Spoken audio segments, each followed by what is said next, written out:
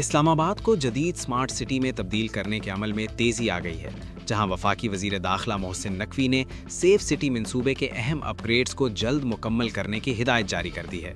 پیر کے روز safe city head quarters کے دورے کے دوران ایک اعلیٰ سطحی اجلاس کی صدارت کرتے ہوئے محسن نقوی نے کہا کہ روایتی نگرانی کے نظام سے ہٹ کر مکمل ڈیجیٹل اور انٹیگریٹڈ سمارٹ سٹی ماڈل کی طرف منتقلی وقت کی اہم ضرورت ہے، جس سے شہری نظام، سیکیورٹی اور عوامی خدمات میں نمایاں بہتری آئے گی۔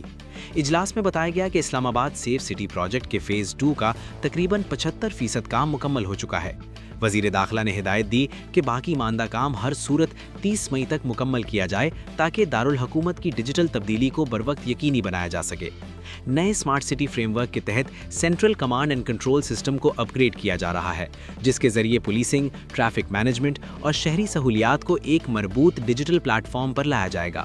اس اقدام سے ریئل ٹائم مانیٹرنگ، ٹریفک کی روانی میں بہتری اور جرائم کی روک تھام ممکن ہو سکے گی۔ حکام کے مطابق شہر میں جدید کیمروں اور جدید مانیٹرنگ سسٹمز کی تنصیب جاری ہے، جبکہ 152 کلومیٹر طویل فائبر آپٹک نیٹ ورک پہلے ہی بچھایا جا چکا ہے، جو سمارٹ سٹی انفراسٹرکچر کی بنیاد بنے گا۔ یہ سمارٹ سٹی منصوبہ جدید ٹیکنالوجی اور ڈیٹا کے استعمال کے ذریعے شہری نظام کو بہتر بنانے کی جانب ایک اہم قدم ہے، جو مستقبل میں پاکستان کے دیگر شہروں کے لیے بھی ایک مثال بن سکتا ہے۔